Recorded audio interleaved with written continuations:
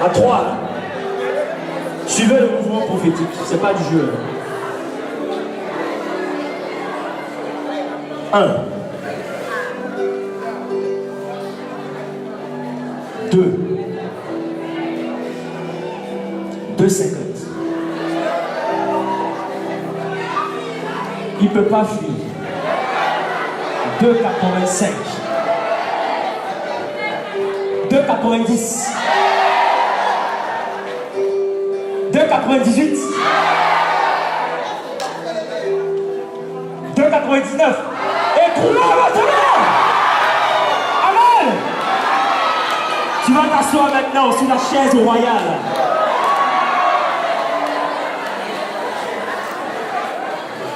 Vous savez qu'il y a des moments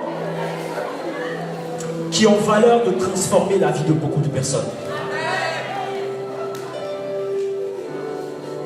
Dieu nous donne la grâce d'être en vie, d'être vivant, pour porter sa gloire. Et pour que l'homme puisse porter la gloire de Dieu, Dieu dirige toujours cette personne vers un endroit. Pour que Dieu puisse révéler l'identité de Paul,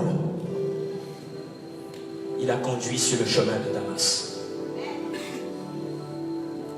Pour que la gloire de Jésus soit manifestée, il a été conduit à Golgotha. C'est un chemin de souffrance. Mais c'est le lieu où Dieu veut révéler sa gloire. Je sais que tu as beaucoup de devoirs. On se comprend? Le premier semestre finit bientôt.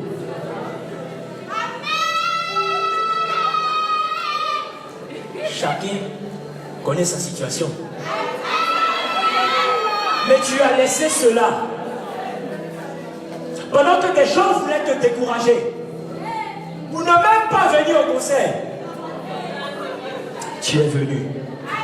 Et c'est pourquoi je t'annonce qu'à partir du moment où tu as franchi le seuil de ta porte, ta vie a été transformée en Jésus-Christ de Nazareth. Amen. Je vais prêcher maintenant. Excusez-moi, les MC et encore les organisateurs. Le Saint-Esprit, bon, ce sont les alliances spirituelles. Il a changé le thème. C'est plus Jésus ou rien. Mais ça sera les étapes pour manifester une vie de victoire. Pour manifester une vie de victoire, dis à quelqu'un, il y a Jésus dedans. Donc, Jésus ou rien, c'est un dedans. Le Seigneur, avant de venir, il m'a demandé quelque chose. Il m'a dit, fils, qu'est-ce que tu veux que je fasse? Je réfléchissais. Je ne trouvais pas. Je lui ai dit, Seigneur, je veux juste que chacun retourne avec un témoignage. Je ne sais pas pourquoi tu es venu ici. Je ne sais pas qu'est-ce que tu es venu chercher. Je ne sais pas qu'est-ce qui a animé ton cœur. Mais je sais une seule chose. C'est que Dieu a déjà exaucé ta prière.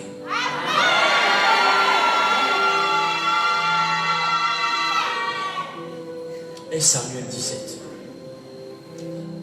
C'est le livre ou bien c'est le chapitre que nous allons méditer, d'accord? Tout le monde sait. Même si on prend ce petit garçon-là, il connaît l'histoire de qui? David. Contre qui? Qui dit David? Dit Goliath. On connaît le scénario. Mais il est important de comprendre que pour manifester une vie de victoire, nous devons sonder les saintes écritures.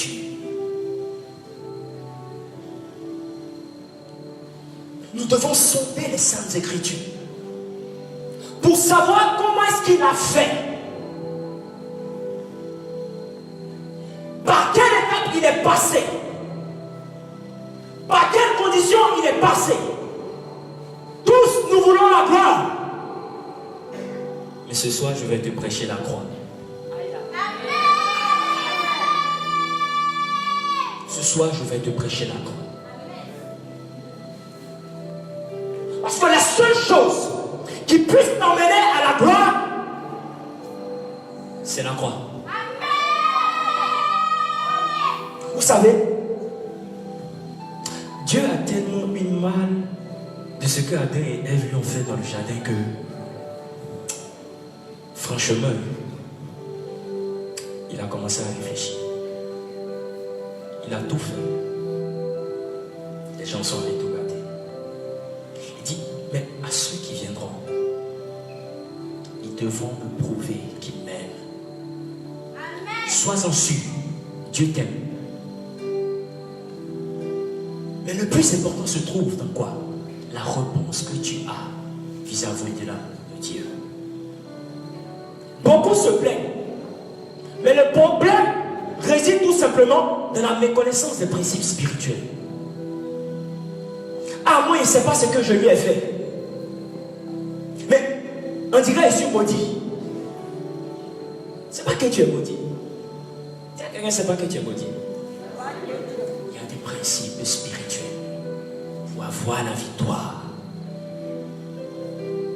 Donc, le livre de Samuel, en son chapitre 17, nous parle de deux hommes diamétralement opposés. David et Goliath. L'un est très petit, l'autre est trop grand. L'un est très mince, l'autre est trop gros. L'un est très vilain, l'autre est trop joli. L'un a l'Éternel des armées comme toi. Et l'autre, il y a celui qui fléchit le genou devant Jésus-Christ de Nazareth. Le combat est déjà joué, déjà. Parce que j'ai l'habitude de dire, affaire de Dieu et puis Satan, c'est pas comme Real Barça. Ou aujourd'hui Real va gagner, demain Barça va gagner. Non. On connaît, comme il a dit, on connaît déjà le résultat. Mais regardez ce qui va se passer. 1 Samuel 17 commence. 1 Samuel chapitre 17. Oui. Les Philistins rassemblaient leur armée pour la guerre. Oui. Ils se rassemblaient à Soko de Juda et ils campaient entre Soko et Azeka. À Éphès d'Amin, Saül et les hommes d'Israël se rassemblaient et campaient dans la vallée du Térébeth. Va au verset 4. Un champion sortit du camp philistin. Dis, on fait rien ça. Il s'appelait Goliath. On fait rien avec ça. Et il était de Gath. Sa taille était de 6 coudées et un empan. Il faisait 3 mètres. On fait rien ça. Il était coiffé de casque de bronze Ok. et revêtu d'une cuirasse à écailles. Le poids de la cuirasse, C'est un poisson. le poids de la cuirasse était de 5000 cycles de bronze. Il avait aux jambes des jambières de bronze et un javelot de bronze en bandoulière. Quelqu'un dit waouh. Là, on fait rien ça.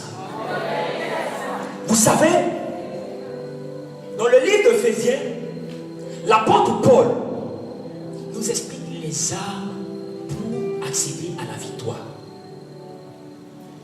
Vous connaissez ces armes? Vous connaissez? La justice, etc.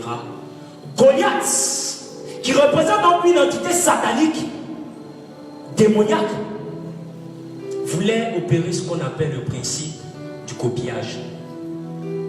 L'ennemi n'a rien à créer. Parce qu'il n'a rien créé. Il ne peut rien faire. Tout ce qu'il veut faire, c'est copier. En fait, c'est un plativore. Mais lorsque l'original est là, dis à quelqu'un que vaut la photocopie. Donc il s'évertue, pardon, d'un certain type d'habillement. pour imiter donc ce qui est prescrit dans la Bible, dans la parole. Mais il a fait mal. On dit combien de kilos de quoi? Dis à quelqu'un lenteur. Usain Bolt, il est grand, lâche. Mais quand il court, vous savez ce qu'il dit? Il se voit comme un chat. C'est-à-dire qu'il se voit tout petit. Parce que quand tu es tout petit, tu vas vite. Amen. Regardez Messi. Amen, amen. Continue. Le poids de sa lance était comme la soupe des tisserands. Et la pointe de sa lance pesait 600 cycles de fer. D'accord. Le poids de bouclier marchait devant lui. Okay. Il se campa. Oui. Et il interpella les lignes d'Israël. Il leur dit: à quoi bon sortir vous ranger en bataille? Ne suis-je pas le Philistin et vous des esclaves de Saül? Choisissez-vous un homme. Stop. Il dit: choisissez-vous un homme. La guerre, c'est le peuple qui fait la guerre. Mais Goliath dit: entre vous, choisissez un. Lorsque tu veux évoluer avec Dieu, tu veux que la victoire soit ton partage, il faut que tu sois en église. Il faut que tu sois en communauté avec tes frères. Parce que seul tu ne peux rien. Il dit: envoyez une personne. Il met déjà la séparation. Moi j'aime bien tout ce qui est spirituel, d'accord? Mais je sais qu'une mauvaise interprétation des choses peut conduire au désordre. Tu peux recevoir un songe mal interprété, ça va devenir un mensonge. Tu peux recevoir une vision mal à comprendre, ça va conduire à la division. Tu me suis? Tu me suis? Et Timothée 3,15. L'église est colonne et support de la vérité. Tu ne peux pas évoluer seul, c'est pas possible. Tu ne peux pas évoluer seul, c'est pas possible. Il faut que tu fasses partie de cette colonne. Je ne sais pas tu appartiens à quel port religieux. C'est pas ce qui m'intéresse. Que tu sois catholique, évangélique, protestant, c'est pas ce qui m'intéresse. Tu sais ce qui m'intéresse pour toi, c'est que Jésus soit dans ton cœur. Que Jésus soit dans ton cœur. Tu ne peux pas mener le combat seul. Ne te pense pas trop spirituel. Quelqu'un ne fait rien avec ça. Continue. Choisissez-vous un homme et qu'il descende vers moi. Qu'il descende vers moi. S'il est assez fort pour lutter avec moi et qu'il me batte, il veut isoler. Et c'est la technique que Satan veut utiliser, ou du moins il utilise, en t'isolant. Tu te rends compte que tu es pécheur? Oui, nous le sommes tous. Mais il va tellement te dire, ton péché est tellement abominable que Dieu ne peut plus rien faire pour toi. Et tu dis: attends, mais c'est vrai. C'est vrai, Dieu ne peut pas me pardonner. À cause de ça, tu ne vas plus à l'église. Pourquoi? Dieu t'aime infiniment au-delà de ce que tu peux penser. Tu es tombé 10 000 fois. D'accord. Et relève-toi pour la 10 001e fois. C'est ce qui compte. Ne dis pas non, je ne vais plus, je ne suis pas saint, je ne suis pas pur. On s'en fout de ça. Fais comme David. Rentre dans ta chambre. Pleure. Demande pardon à Dieu. Et puis, rejoins tes frères. Amen, amen. Je parle à quelqu'un. Continue. s'il est assez fort pour lutter avec moi et qu'il me batte, Oui. nous serons vos esclaves. Si je suis plus fort que lui et que je le batte, vous serez nos esclaves et vous nous servirez. Va au verset 16. Verset 16. Oui. Le Philistin s'avança matin et soir Jour et nuit. Et il se présenta ainsi pendant 40 jours. 40 jours. Jessé dit à son fils David, Oui. prends donc pour tes frères cette mesure de blé grillé. Pendant 40 jours, Goliath se lève et il maudit le peuple. Pendant 40 jours, je ne sais pas tu as combien d'années à vivre. Le diable s'est levé. Il a parlé contre toi, contre ta famille. Il n'y avait personne pour dire quoi que ce soit.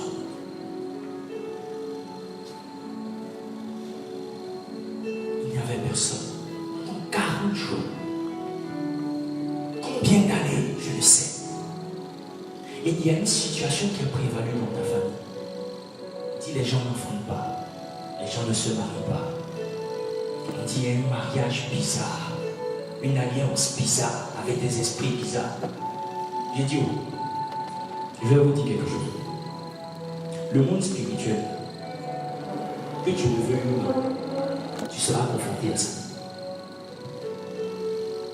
Il y a des gens qui trouvent que d'autres en font trop. D'accord? Celui qui a vu le lion et celui qui n'a pas vu le lion, ils n'ont pas quoi? D'accord, assois-toi. Continue.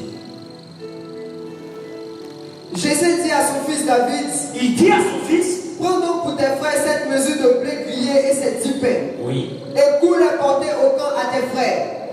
Et ces 10 fromages, tu les porteras au chef de milliers.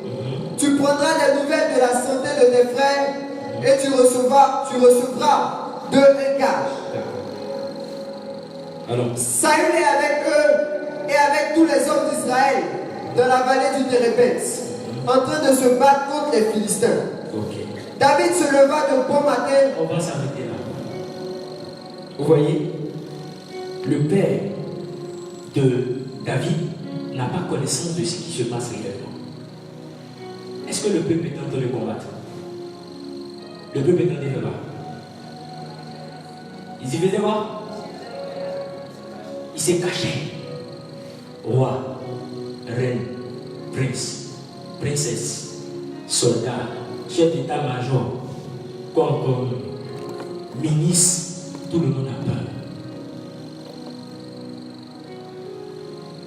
Donc, dans la mentalité du père, son fils n'a rien à offrir là-bas. Il dit à quelqu'un, je m'en dis, là où on ne t'a pas attendu, là où les gens n'ont pas misé sur toi, Dieu va faire de toi une solution au nom de Jésus. Amen. Donc il dit à son fils, va donner un. Ça, on va lui payer. Où est-ce que d'accord. Va donner. Et David arrive. Et il voit le peuple en peur. Tout ce qui nous caractérise, c'est la peur. Devant les situations de la vie, c'est la peur. C'est la peur. Les gens avaient peur comme lui. Mais s'il y a une chose qui te plaît au Seigneur, ce sont les peureux. Parce que Dieu ne va s'engager que si toi tu t'engages. Dieu ne se manifeste que si toi tu te manifestes. Tu vas victorieux dans tous les combats. Et l'audace. Amen, amen. Continue. Merci. David se leva de bon matin, laissa le troupeau à un gardien, prit sa charge et s'en alla. Va au verset 31. Verset 31. Oui. Cependant, les paroles prononcées par David avaient été entendues. Lorsque David est arrivé, il a dit, mais c'est qui ce chien qui parle là-bas? Il ne sait pas que nous sommes le peuple de Dieu. Oh, toi, devant des situations, petit chéri, il a fait comment? C'est mon David, pardon, c'est mon Goliath mignon. Regarde comment il est tout musclé. Je ne peux rien faire.